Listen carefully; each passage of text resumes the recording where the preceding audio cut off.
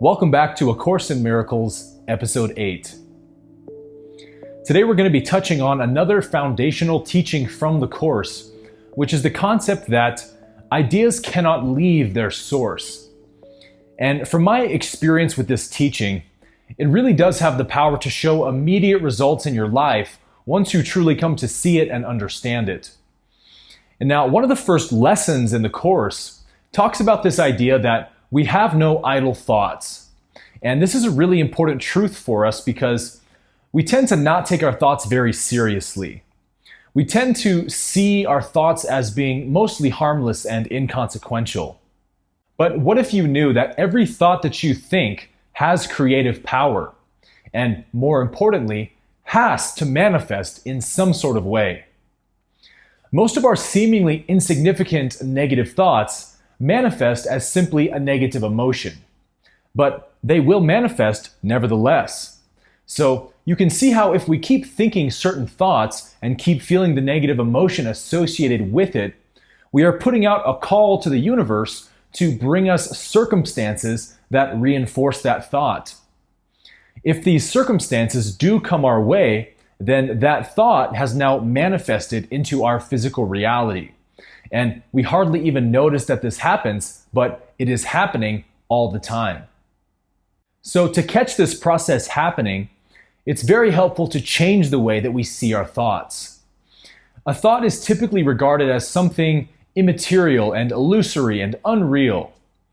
But if we see our thoughts instead as vessels that have been endowed with creative power, then we begin to see that they have more reality than we once believed. In truth, you are a creator, and you can never stop creating. Each and every moment of your life is you creating a brand new experience. So creation is what you are, not just what you do. So every thought that you think is actually a creation that you have made. Now, if we knew that this was true, then we would no longer allow idle thoughts to slip through our minds unattended, any more than we would allow a random person to stroll into our house unattended. Sure, they might be a trustworthy person, but why would you take that risk? As St. Paul once said, we must take every thought captive. Now, does this mean we're supposed to obsess over our thoughts? Definitely not. It means we need to become aware of them.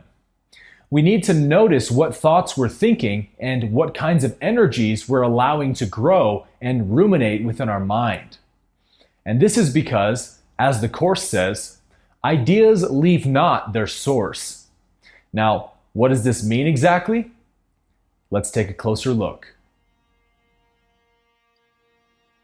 An idea is no more immaterial than the very chair you're sitting on right now.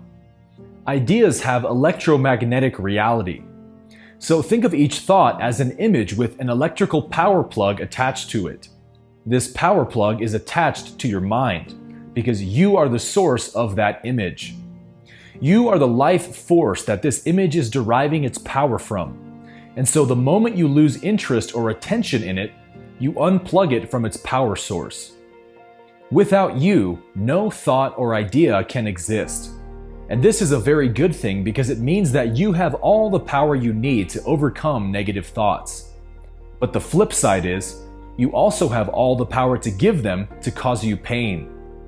So what it means to say that no idea leaves its source is that you are the origin point, the source and the power supplier of every idea you create. So if you think a negative thought about someone else, although it appears to be about something other than you are the one who suffers the consequence of that thought. As I sometimes say, this is why unforgiveness is like drinking poison and expecting the other person to die. Your thoughts of anger and resentment are poisoning you, not them. Your thoughts of shame and regret for the past are not changing the past, but influencing your present. Every idea you think has electromagnetic reality to replicate itself into reality over and over, until it is denied the power to do so from its source. The Course says, ideas leave not their source, and their effects but seem to be apart from them. Ideas are of the mind. What is projected out and seems to be external to the mind is not outside at all, but an effect of what is in, and has not left its source. So in this way, you truly only ever experience yourself. And this is what Christ meant by saying that you are the light of the world. It means that your world will be as bright as the love that you give to it. So whether your idea of the world is that it's full of love and compassion or bitterness and resentment, you are the one who experiences that world, because no idea can leave its source. So the world will be whatever you say that it is, and whatever you say it is a reflection of how you feel about yourself. As we talked about in episode 7, the law of perception says that what is seen reflects the state of the perceiver's mind. So the mistake is really in the belief that we are a body living in a world.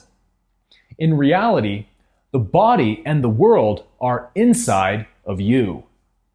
When we mistake the outer for the inner, then we project only evil onto the world, because we believe the world is outside of us, separate from us, and is therefore something to be feared, something that can attack us and threaten us.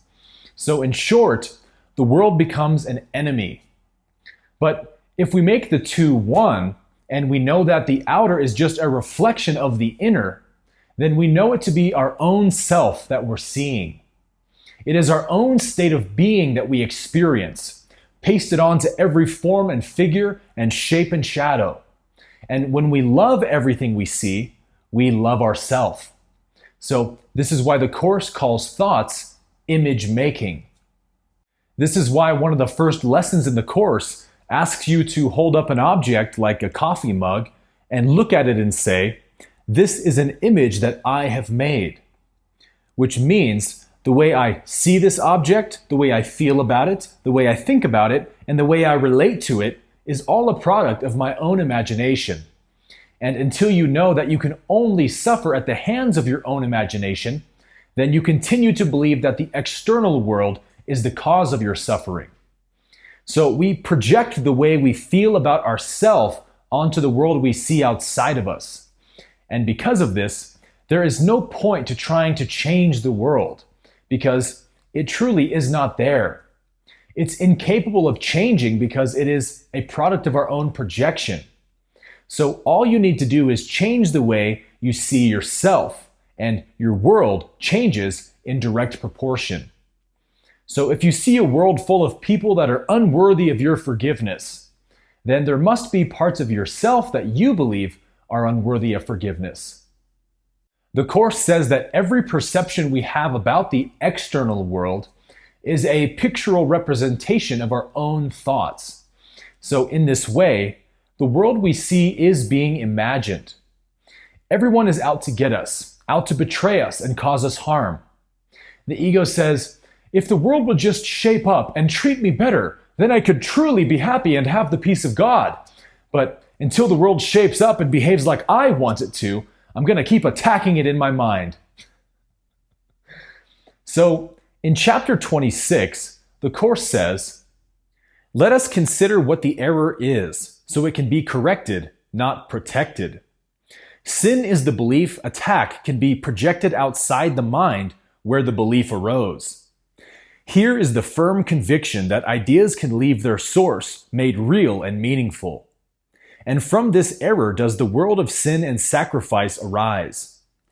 This world is an attempt to prove your innocence while cherishing attack.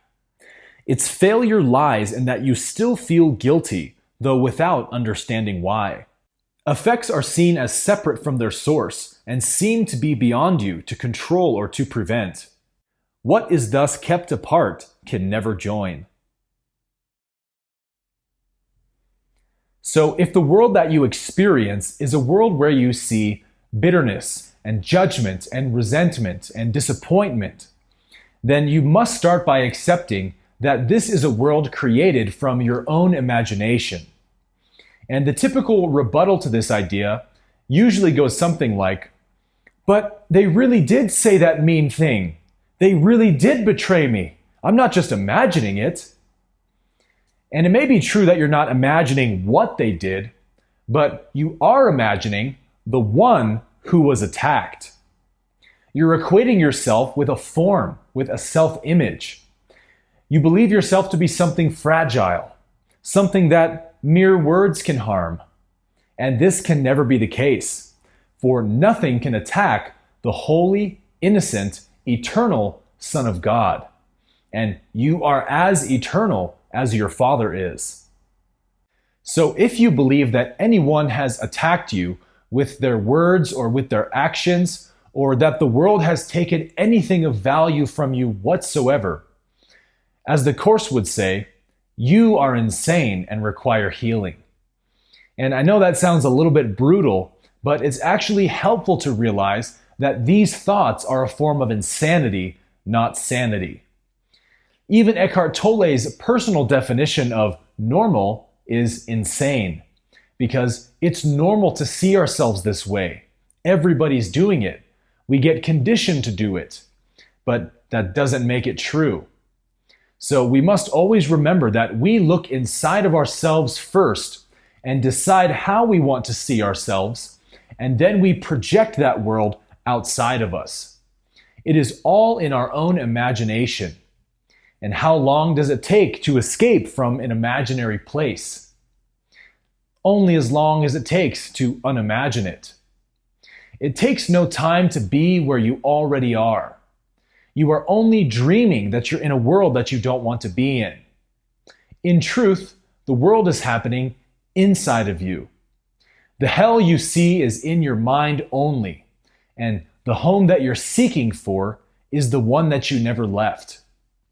There is no hell outside of you. You are dreaming it into existence, and you can awaken from this dream with the simple realization that no idea can leave its source.